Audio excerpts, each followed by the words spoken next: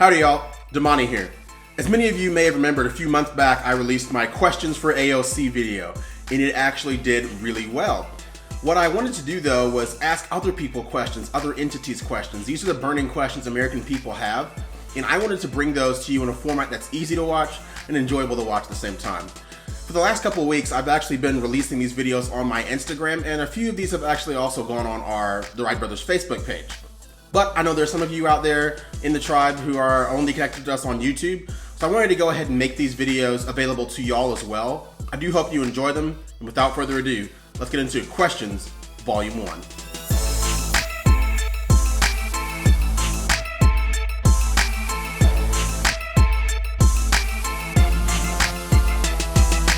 Hey Planned Parenthood.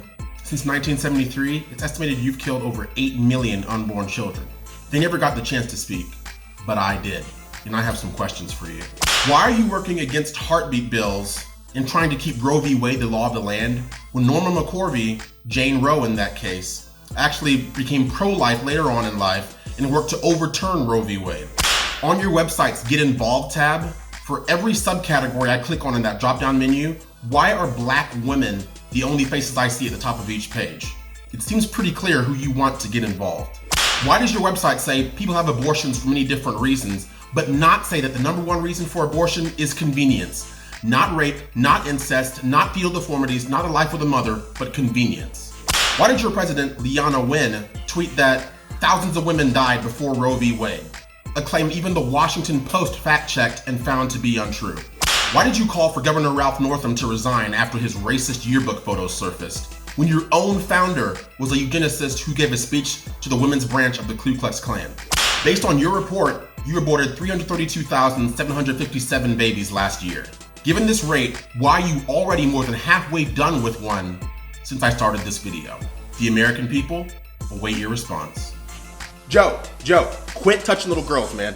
Joe, quit sniffing girls' hair, bro. Joe, if you don't get your try to stay awake. I have some questions for you. In 2006, when talking to a Delaware man, why did you say, "You cannot go to a 7-Eleven or a Dunkin' Donuts unless you have a slight Indian accent"? I'm not joking.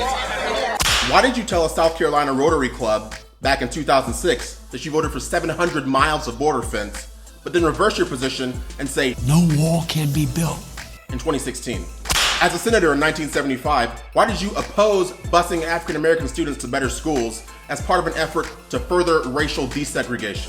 In 2012, when running for re-election, why did you tell a largely black audience that Mitt Romney planned to put them back in chains, but then turn around and endorse Hillary Clinton in 2016, a woman who was photographed smiling as she received a kiss from the former Grand Wizard of the KKK? You said that you would find a cure for cancer if you were elected president. If you can find a cure for cancer, you won't have to be elected president to do it. Why not start now? And while you're at it, how about finding a cure for Trump derangement syndrome? Millions are suffering. The American people await your response. We've got a lot of people in 2019 asking for reparations for slavery. I don't have the money you want. Even if I did, I wouldn't give it to you. But I do have some questions for you, and these are free. It is estimated that an average of 32% of white families own slaves. So why are you demanding reparations from whites when the majority of their families never owned slaves, and when in fact many of their families helped slaves achieve freedom by assisting with the Underground Railroad and the abolitionist movement at great personal risk? Furthermore, what about the descendants of people like John Cruther Stanley and William Ellison? Stanley, born a slave in North Carolina, went on to own 3 plantations and 163 slaves. He even had white overseers in charge of them. Ellison, also born a slave, bought his own freedom in 1816 and went on to own 900 acres and 63 slaves. He was wealthier than 9 out of 10 whites in South Carolina at the time of his death in 1860. Do the descendants of these and many other black slave owners owe or get reparations? If you were to get reparations, how many of you black fathers would use the money to pay the child support of which many of you are in shameful delinquency? Why weren't any of y'all asking for reparations when our first half-black president, Barack Obama, was in office? And speaking of half-black people, do biracial people get only half of the reparations you demand? The American people await your response. Hello, little boys and girls of Antifa. Come on out of your parents' basement and pull up a chair. I have some questions for you. Do y'all cover your faces because you're ashamed of what you're doing, or because you're ashamed you're cowardly little bullies? Or both? Has smashing windows and burning cars ever convinced a single person that your stance is superior? Isn't that the equivalent of demanding an A from your teacher and trying to convince her by punching her in the face? How many of you would last more than 24 hours in prison if you were ever arrested and jailed for your crimes? Fascism is defined as a tendency toward or actual exercise of strong autocratic or dictatorial control. Y'all are literally being fascists while claiming to be against fascism.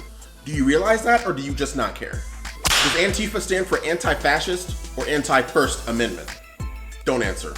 That one was rhetorical. What color crayons would you like to color with in your safe space?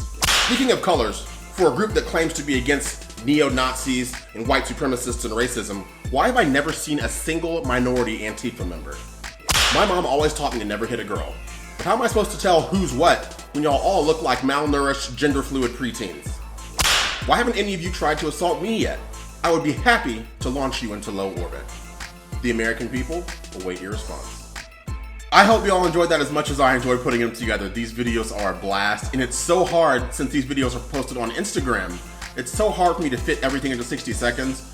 So I'm happy to bring this director's cut to you, and I hope you enjoyed it. But this is where y'all come in. We've been so blessed to have so many of y'all share our message and help us grow in the last year that we've been on YouTube. But I'd like to ask all of y'all to continue doing that. Please don't stop. We think there's many people out there who don't know about us yet, who would love to join our community. And each and every one of you who shares us with a friend helps us reinforce the message, identity politics is dead. So thank y'all so much to those of you who have shared us already with someone else. If you haven't, just smash that share button. Let someone else know that we're out there, because we have so much more content that we look forward to bringing you. And it's just going to get better and better as we go into the future, as you've seen from our original videos. So without further ado, smash that like button, subscribe if you haven't already, share it with your friends, and we will see you in the next one. The first revolution is when you change your mind about how you look at things and see that there might be another way to look at it that you have not been shown. The revolution will not be televised, and be no rerun, brothers and sisters. The revolution will be live.